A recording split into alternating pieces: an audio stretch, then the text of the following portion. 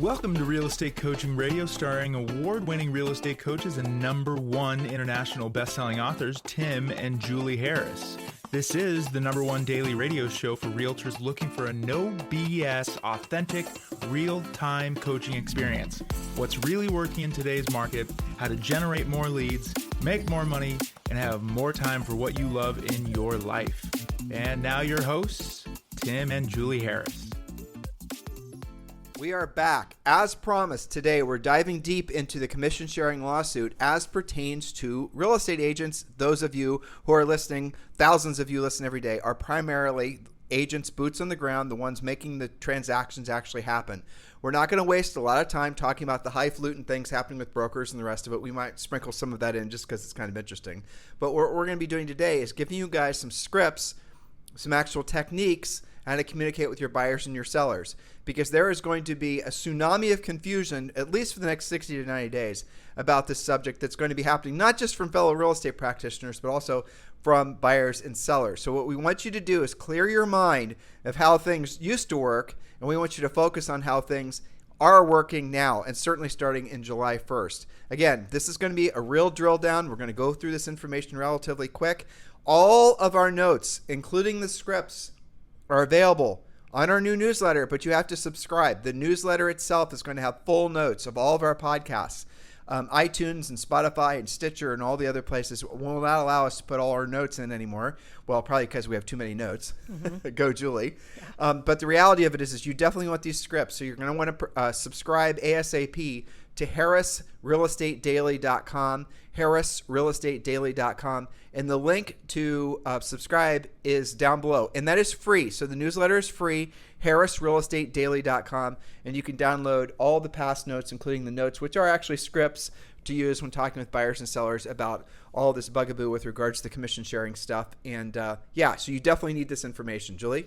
All right. So today we're talking specifically about how to handle the seller's objection to paying a buyer's agent fee. So put yourself in the position of being a listing agent, hearing the seller's objection to why should I pay a buyer agent fee? And we're going to deep dive into that. We're going to give you some specific scripting. Most of you know how to stop a podcast, rewind, replay, don't get stuck. Do listen. Tim told you exactly how to get the notes. So pay attention. We're going to deep dive into this. Should we give them a little bit of nerd news? We should, just for sure. So there's the nerds that love us, obviously. Well, so Julie and I started selling real estate when we were in our early 20s, which was we bought our first house when we were 22, 23. Our first deal was 22, 23. Anyway, buyer brokerage, as it is now, didn't really come into effect until like 1996 or 1997. 96, yeah. I mean, when we first started selling real estate, there was no exclusive buyer's agency and the rest of it. That was just essentially, happened within probably a year of us starting to sell full time. Why am I telling you all this? Because the world existed selling real estate for real estate agents for at least hundreds of years in the United States prior to buyer agency agreements. And it's going to be just fine. So what you are seeing, and I don't want you to experience this because it's silly, is a lot of overreaction to people that really don't know what the hell to do, and they're acting out of fear because they've not been in the industry for long enough, or they haven't studied actually, essentially what will happen next based on what's happened in the past. We don't want you to fall prey to that, because the problem is when you feel fear, you stop taking action. And that's the worst thing for you to do now, because effectively, we believe, starting in July, all of this stuff that we're going to be describing to you, and as we discussed on the podcast yesterday, and we'll be talking about for the rest of the week, all of that information is going to be in effect in some form. It might be changed based on what we told you yesterday, depending on how the actual new law and guidelines is implemented. That's going to happen whether you like it or not. It's going to happen in all 50 states. It's going to happen with every broker, every agent. Everybody is affected by this. And again, if you don't know what I'm talking about, listen to yesterday's show. But the essence of it is there's no longer an entitlement to a buyer's agent commission as part of a real estate transaction. It's going to be completely purged from the MLS. And I want you to think about what I just said. You're going to turn the MLS on. You're going to look to where the buyer agent commission used to be. And it's not going to be there anymore. So what you're going to have to do, this is on the buyer agent side, you're going to have to learn. And we talked about this yesterday. We're going to talk about it more the rest of the week. So keep on listening to our podcast. You're going to have to know how to present your value. You're going to have a formalized presentation. You're going to have essentially some unique selling propositions. You're going to actually have to sell to the buyer why they would want to commit themselves to you, just as if you are trying to win a listing. Oh, I got great news for you. We've been teaching this in coaching for 2 decades. All these changes that have happened, we've been acting as if we knew these things were going to happen anyway. Why? Because it gave our coaching clients a unfair advantage in the marketplace, having formalized buyer presentations, having the buyers actually commit to exclusively to work with that one particular buyer, our coaching client, or their team members. You guys get it? So what you need to move towards is the acceptance that the old way of doing things, where you just show a house to a buyer, they buy it, and you automatically get whatever your co-op commission is, those days are effectively over unless you know the new techniques to basically get those transactions to happen. And what's the washout of all this? We think probably by the end of this year, things will feel mostly normal again, because we don't personally believe that sellers, and you're going to listen to our scripts today, that sellers are going to want to stop paying buyer agent commissions because it's to their advantage to pay a buyer's agent commission in terms of efficiency of getting the home sold and oftentimes their net proceeds. I know that flies in the face of a lot of that garbanzo beans that you're hearing in mass media, but the simple reality of it is there's going to be more activity on a house. Well, so think of it this way. Every buyer is going to want a buyer's agent. Every buyer's agent and every buyer are going to have an exclusive buyer's agent contract of some form, which is going to obligate that buyer to pay the buyer's agent's commission, right? Following me so far? Well, I suppose there will be some buyers that don't want to work with buyer's agents, will go directly to sellers, but that's always been true. So who's going to pay that buyer's agent's commission? What's going to happen is it's going to be asked for. The buyer agent commission will be covered as part of the negotiation, just as if the house needed a roof, just as if the buyer was asking the seller to pay for a home warranty, et cetera, et cetera, et cetera. It's just going to be an extra little, form basically that's going to be included when you make an offer. I mean, back when Julie and I were teaching agents how to work with, distressed property, you would oftentimes, if the house was owned by an institution, which a lot of cases they were, you had to actually write in the offer that the commission was going to be this. Otherwise, guess what? The institution, be it a government institution or otherwise, might decide the commission is going to be nothing. That is called normal. So don't overly worry about this. There's really the only fundamental change as relevant to you is going to happen if you are fearful and if you choose not to take action and be way ahead of the curve, ahead of the July 1st changes. It's mostly procedural. You're going to have new, more transparent forms. You're going to have to be more obviously compliant with what your local board and, of course, what NAR says. What are the new rules? That's where you're going to change. In terms of procedural, yes, we're going to be doing some new scripts, like today's script.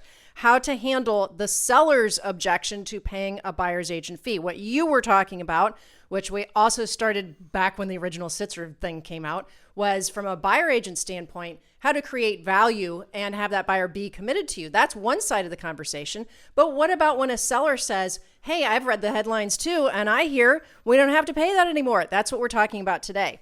So how to handle the seller's objection to paying a buyer's agent fee. Now, before we get into the scripting, you're going to need to know the following information and stats to properly handle the objection, because the answer to these questions are embedded in the script. Okay? The objection being from the seller saying, why should I pay a buyer's agent commission? I was just watching CNN and they said right. I no longer have to pay buyer agent commission. Oh, I'm going to tell you guys something I think is hilarious. What's that? We talked about this yesterday too. Mm-hmm. These news headlines talking, all these I know. CNN, Fox isn't doing it. Good Morning America. MSNBC, Yeah. Good Morning America, where they're expecting, wait for it, listeners, wait for it, the sellers to lower their prices by the amount of money they'd previously been, paying the buyer's agents, right? Said no seller ever. Said no seller ever. Can you imagine actually a situation where the seller is going to go, well, I guess I don't have to pay that 3% anymore. I'm just going to lower my price.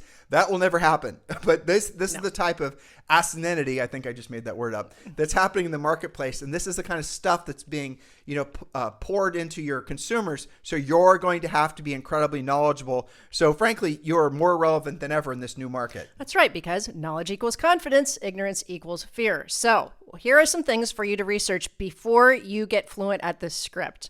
So write these down. Also, you know how to get the notes. How many agents are in your MLS? That is a specific number. Next question, what percentage of homes in your market change hands using two brokers, meaning the buyer's broker and the seller's broker? In other words, how often is there a cooperative situation between those listing and buyer's agents? nationwide, it ranges from about 79 to 85%. So you're going to find a stat somewhere in there. In some markets, I think I read in Virginia, it's actually higher than 85%. So this information, these questions that you must have answered are relevant because when you're using these scripts that Julie's about to share with you, you're going to need to have these stats because the seller's going to, you're going to need the stats in order to basically make the points of the scripts. Exactly. All right. Next, any forms that your board requires for commission agreements, commission statements, commission disclosures. A lot of that's getting reworked and will certainly be in your hands as soon as they can crank it out to you, certainly before July 1st. By the way, EXP agents, a lot of you guys listening are EXP agents. Julie and I are proudly associated with EXP. We were just on I think a big meeting with over 10,000 people in attendance. And the EXP is in the process doing a fantastic job getting way ahead of the curve in the process of reworking all the buyer agency contracts, all the, everything. So you don't need to create anything. If you're with EXP Realty, the boilerplate agreements are already going to be done for you. If you're with a broker and they're not even having this discussion, you need to be fearful. I'm just going to straight up say it. If you're a broker that doesn't know what the hell to do and they're not even paying attention to all this, small, medium, or large broker, there's an excellent chance that they're going to leave you, hanging in the wind, because what's going to happen on July 1st when all of a sudden every single, did I mention this? Are you not clear about this, dear listener? Every single buyer agent is going to have some form of an exclusive buyer agency contract signed. That is not an agency form. An agency form stating that you're representing the buyer and these are the parameters and the rest of it. The state provided forms, those are agency forms. Exclusive buyer agency contract is what most of you are going to be working with, is where that buyer obligates themselves to work exclusively with you. Julie and I have been proponents of these for decades. When we sold real estate in the 90s, this is what we had all of our team members, our buyer agents actually use. These are the things, these are the best practices, and they're all available to you on Premier Coaching, and they're already done for you.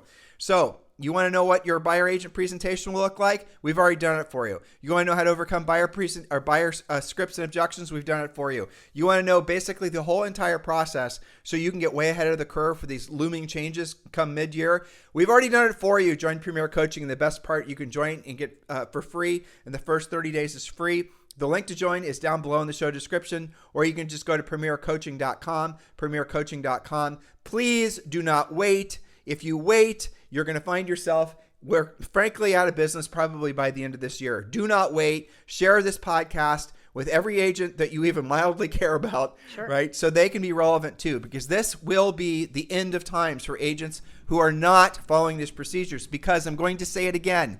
In July, you're going to have buyer exclusive contracts signed. If you do not know how to do that, if you do not know how to express your value to that buyer, just like a listing agent's been having to do forever, you are not going to have any buyer work with you. And if you've been dependent on buyers, which is probably 80% of you listening, you're not going to have any buyers that you're going to be able to work with because you're not following the law. That's right. Not only will you have to make those changes, but you literally will be non-compliant and in violation if you decide to blow this off and just keep on doing business just like you always have. So be careful about that, guys. So premiercoaching.com, or click the link below. And also there's another link so you can communicate directly with us about moving up and joining Julie and I at eXp Realty. You can text me directly at 512-758-0206, or the link below to learn more about our eXp Realty group, and why you guys want to join with us is below.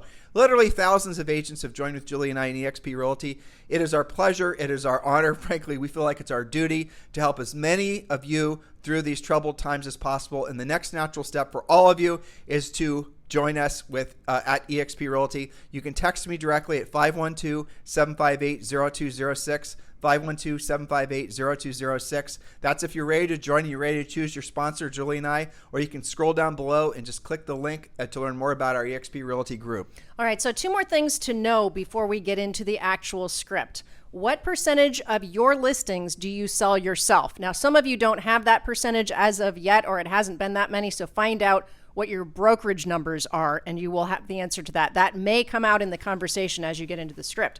Next, always, regardless of everything we're just talking about, you should be doing this anyway, but always prepare a seller's net sheet showing a low, medium, and high purchase price, including the buyer side commission as well as your listing commission. And you should always be charging a processing fee, as is legal in your state. So for example, when you're doing a net sheet, you do low, medium, high for the seller, showing what their different scenarios are. And then as far as the, you always put a seller processing fee on there. And you show it very clearly so they can understand, make sure you're using whatever your broker in your state allow you to. But processing fees are legal, okay? You can definitely charge them, and all of you should be charging them. How much can you charge? $300 is considered low, frankly. Yes. We know agents that are charging $2,500 on top of the actual real estate commission. Yes, that is legal. Also, a hot topic in Premier Coaching all the time.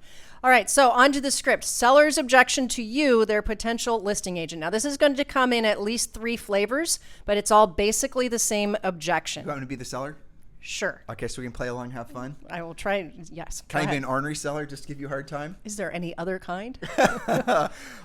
Julie, listen, I don't want to pay the buyer side commission. Or I was watching, CNN, and I heard we no longer legally have to pay the buyer's agent's commission. Or listen, Julie, I want to list with you, but we're only willing to pay 5 cents total buyer agent commission. How does that work?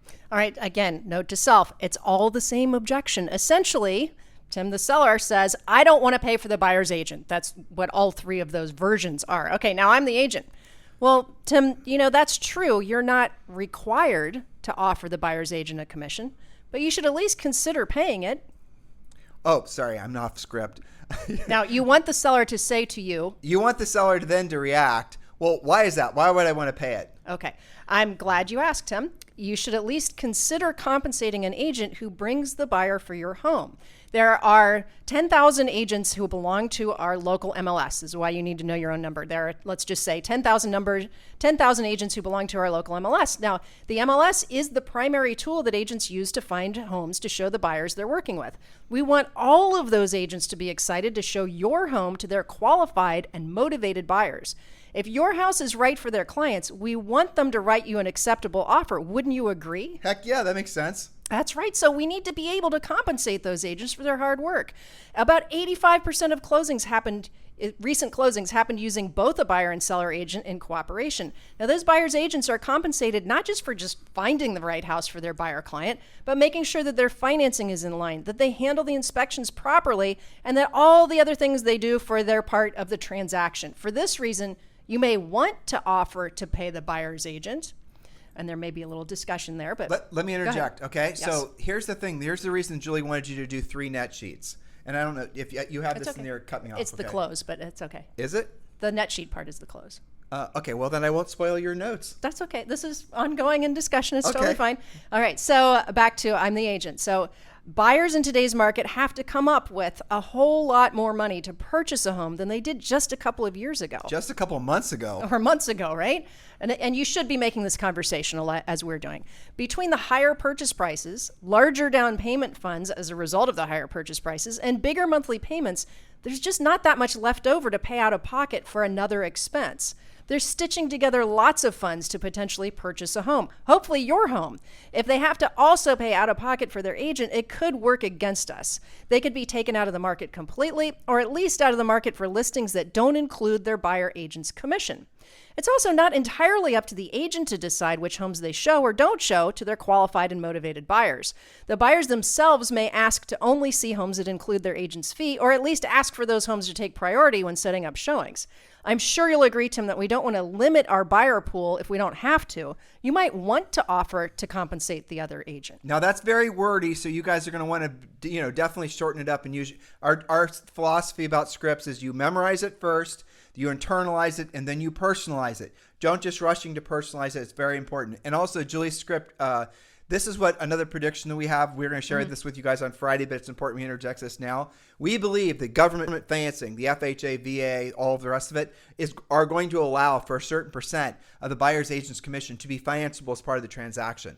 I don't see a scenario where that won't happen, so most likely that's what's going to happen. Otherwise, frankly, all the VA and the low down payment, government-assisted buyers, they're going to be screwed. So if they want to use a buyer's agents, which all of them will, because a lot of them are first-time buyers, so you're going to see that the government, the different lending institutions, and we are also theorizing that normal lenders, I mean, if you're a normal lender, if you're, Wells Fargo, okay? If you're Wells Fargo, wouldn't it make you more like, and you're, trying to obviously attract buyers who want to get their mortgages. Well, wouldn't it make sense if you want to be competitive against, say, another lender, that you're going to offer the fact that the buyer can finance in their buyer agent commission? So then that's less money that the buyer actually has to come up with. Do you guys getting how this is all going to evolve? So don't think this is the end times. All that's going to happen is things are going to evolve, because why? Ultimately, every study that's ever been done has always shown that people want to work with a buyer's agent, because it's so damn stressful and complicated. A caring, competent, and skilled buyer's agent is one of the most important, roles in a real estate transaction, because they make the damn thing happen. They make the whole sale happen. They solve the problems. They'll work that even more advanced.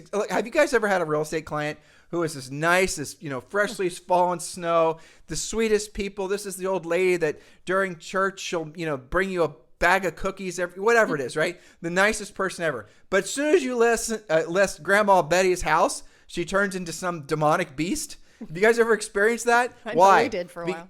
Yeah, because people do not know how to deal with stress. Real estate transactions, death, birth, relocation, there's another one, are the most stressful things that people go through in life. When someone's going through a lot of stress, what they want more than anything is someone to help them through the stress, right? That's what buyer's agents do. The buyer's agents, commission aside, wouldn't be in existence if the market did not want buyer's agents. If the market wasn't willing to pay for buyer's agents, or rather buyers forever would have just been going to the listing agents. They're not going to the listing agents because they want representation. That's not going to stop. You just have to make it so that you're the one they're choosing to be the representative. Yes, very well put. And evidenced by what you say, that people do want representation, and also that it works. A stat that I heard today on the EXP thing, which I think is relevant, for sale by owners have more litigation around them because they're not represented on both sides. Sometimes nobody's representing anybody. And also, for sale by owners, statistically always sell for less by percentage. So that's proof that it does work. But we got off on a sideline. But it's true. But these sidelines are important. And sometimes their sidelines are better than our content, with all due respect to your content. We're giving them more than they need so that they can use what's relevant at the time. Julie said she wants you guys to start doing 3 net sheets for your sellers. Why? Because ultimately what you're going to show the seller is the worst case scenario and the best case scenario, and you're going to run the scenarios including whatever the market rate for the buyer agent commission is, and you're going to get them to focus on what matters most to them, which is their net. Most of the sellers that have owned the houses for their homes for let's say they bought it 3 years ago, their homes probably doubled in value. So if you're in the process of explain to the seller why they should be paying a buyer's agent commission, and you show them what their net is, there's a simple script, frankly, I used to use all the time when they were trying to haggle our commission. I would always say, Mr. Seller, what difference does it make what my commission is? Whether it's 6%, 7%, or 70%, as long as the net you receive from the sale meets or exceeds your expectations. What difference does it make what my commission is? It doesn't. What matters most is what you net from the sale. Does that not make sense to you, Mr. Seller? The size of the check I hand you at closing is what we focus on. And you know what would happen? They'd say, yeah, you're right. So funny that you say that, because you don't even have that in front of you. And yet that is the close to the script. Oh, further proof that we've been doing this all along, people. Is it really? And you didn't even have that in front of you. Is this the close to your script? Yeah. Well, it's a version of that. Let me just give them one more thing. You may or may not. So we've given you most of what you're going to need, and it's all very logical. I want to point out, and you said that it was a bit wordy, which I agree with, but let me show you why some of this is in here. Look at how many times I said in the script, the motivated and qualified buyers who the buyer's agents are working with. In other words, the buyers we're looking for, motivated, qualified, who are going to potentially write on your house. This is what we are looking for. It's beyond motivated and qualified, Julie, because it's motivated, qualified, and the buyer has signed an exclusive contract to work with a buyer's agent. Which means they're serious, right? Which means they're super serious, so they wouldn't have obligated themselves. Yes, that's exactly right. In other words, these are the buyers that we are looking for, right? Right. So we also have instances in here where the seller would be saying, yes, I guess that makes sense, right? Okay. So one more thing that you may or may not need. You can use this.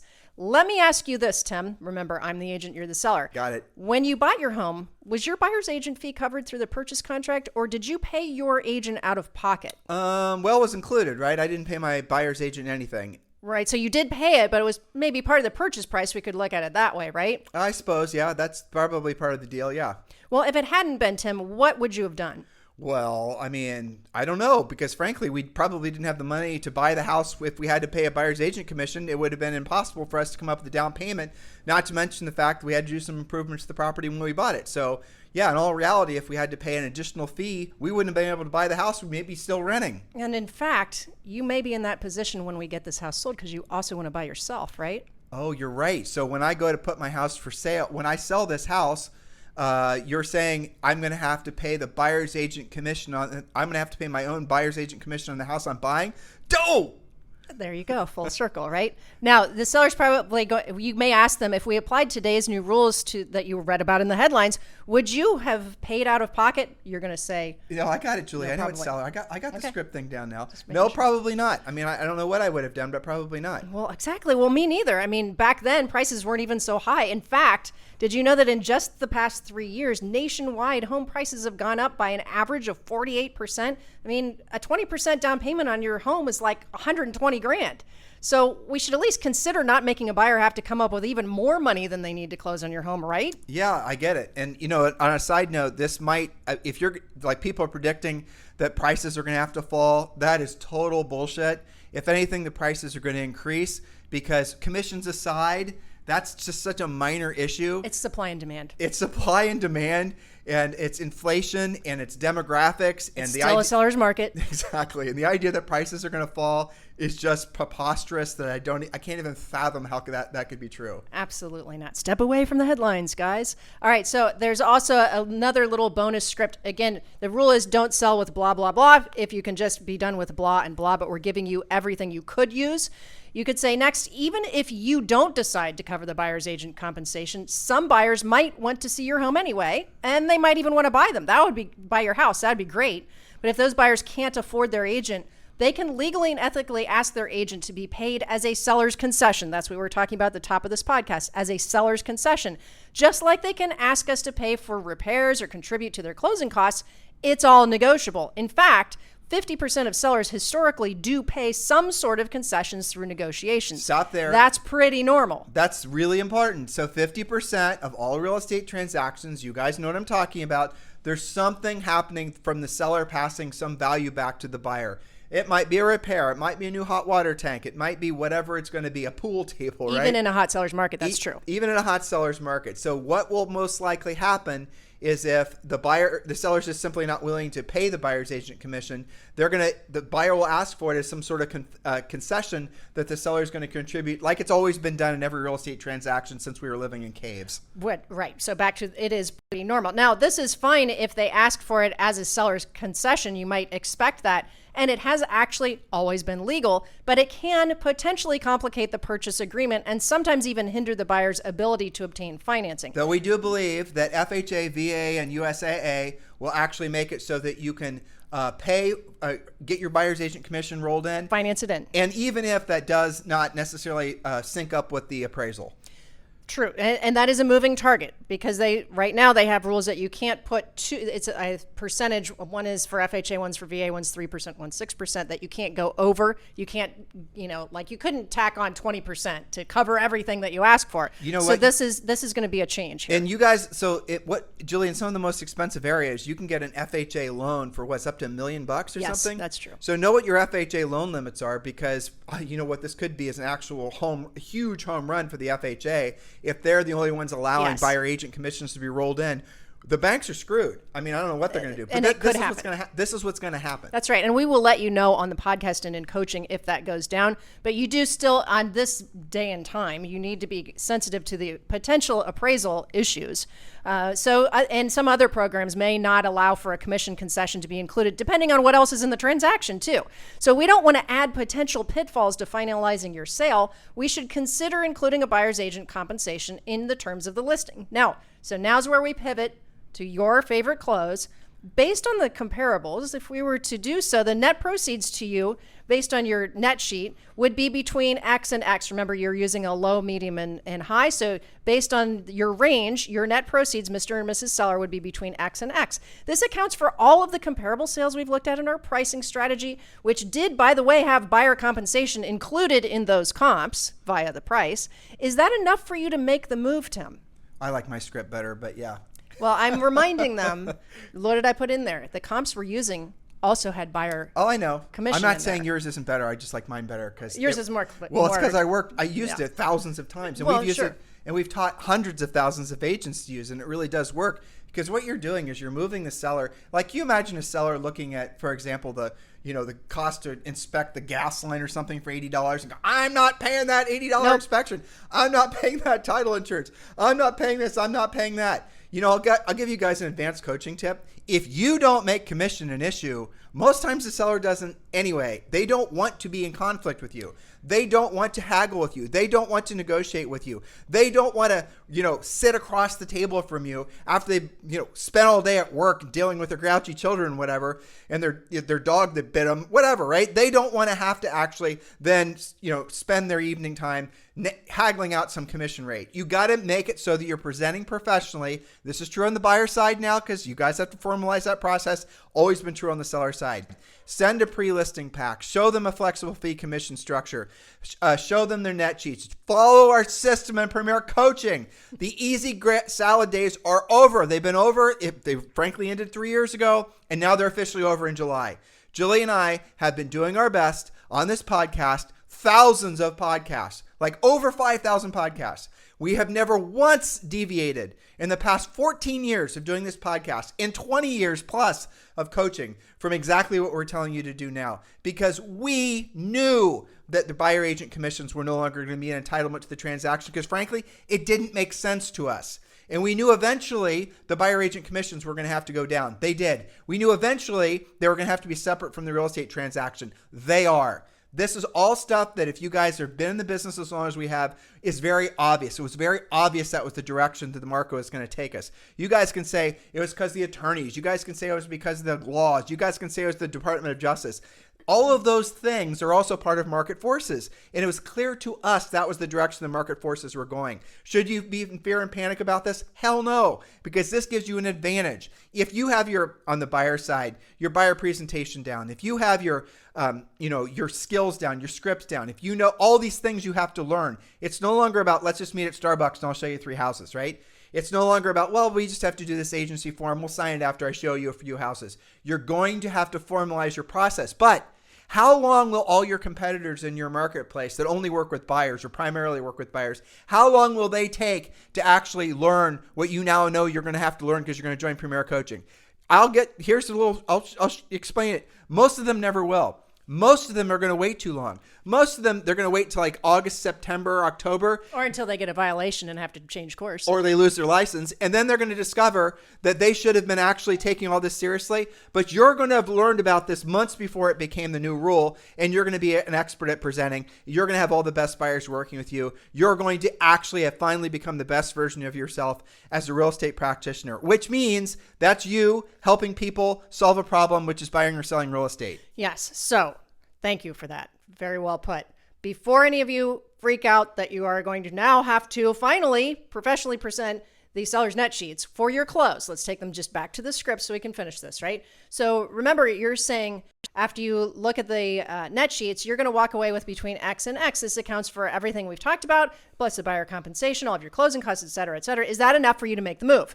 They're going to say yes, because you're going to show them. So sideline, did you know that the average equity, and only 50% of people even have a mortgage, so everybody else is paid off. Say it right, Julie. So 50% of the homes in the United States, it's actually 48%, but here it is. 50% are owned outright. Of the 50% that have mortgages, they have 50% equity. You guys getting what we're saying And on here? average, that's $300,000. Actually, I think it was more than 50% that have a mortgage have more than 50%. I think I said that wrong. Yeah. But yeah, it's $300,000. So the average equity position for most homeowners right now is $300,000. Now, I also am going to say this. You should not be asking if if the net proceeds from the sale of their home is enough for them to, use for their next down payment on whatever they're purchasing. You need to have pre-qualified them and known that before you went to the house. And that's part of the Premier coaching. There's an old rule Julie came up with. If you don't know, you don't go. In other words, there's simple pre-qualifying questions. You have to know when the sellers sell, what their motivation is. You have to know what they're planning, where they're planning on moving, all these things that we teach you in Premier Coaching. But then you can have actually done the money math for them. Oh, you want to move from an $800,000 house to a $1.5 million house? Well, based on, this and this and the other thing, this is how much net proceeds you're going to have from the sale of this property. You'll have more than 20% down on the house you want to buy. This is going to accomplish these financial goals. Get them to focus on what matters most to them, which is, by the way, selling the house as painlessly as possible and then being able to move from their current situation to their next one. Again, as painlessly as possible, with as little hassle as possible. That's why you get paid. If you bring pain, if you bring hassle, if you bring stress, you're not worth it, and you're going to be irrelevant in the marketplace. You've got to learn to be a real estate professional. Finally, for some of you, many of you listening, you're preaching to the choir, brother. Well, but you do point out an important point, which is the script works when you have pre-qualified them and you already know going into it that their answer is going to be yes. That is more than enough for us to make the move. Right. If you're just now asking that question and you're not really sure what their answer is going to be, maybe that's not the best script for you. Again, it gets back to being professional, systematizing everything, and knowing what their answer is going to be, because they're going to say, when you've done all of those steps, yes, and then your big scary close is, okay, great, when would you like your first showing? That's right. And, Julie, I have to say, this is actually probably where some of my energy and enthusiasm is coming from. I do feel a good bit of vindication on this because you and I have been predicting this for literally forever. And we have taken a lot of arrows because of our stance. We've also told agents never to buy buyer leads. We've told agents basically, the product of your business is profit. All of these things that nobody else was saying. Do you guys notice how the pendulum has swung back? And everything you've been hearing Julie and I say on this podcast, I sound braggadocious. I'm not trying to be. All I'm trying to say is all the information that you need to be incredibly successful, using the new rules and guidelines in real estate, we've already figured it out. It's ready for you in Premier Coaching. Just go to premiercoaching.com or click the link below. Guys, listen, we're going to do another podcast, more on this particular topic, for the next couple of days. Make sure you drill down. Make sure you stay focused. If you have any questions, if you have any suggestions, I want you to text me at 512-758-0206. Don't message me. Don't message us on Instagram. Just text me, 512-758-0206. Don't call. I won't answer. Text, 512-758-0206. Do not live in fear. The only reason you should be living in fear is if you're not taking any of this seriously, or frankly, you're not planning on being in real estate at the end of this year. For the rest of you, which is really all of you, or you wouldn't be listening to Julie and I's podcast every day, we strongly encourage you to take this as serious as you possibly can and get ahead of the curve. You have more opportunity now because of these changes than you probably had in your entire real estate career. Have a fantastic day. We'll talk with you on the show tomorrow. This podcast is a part of the C-Suite Radio Network. For more top business podcasts, visit c-suiteradio.com.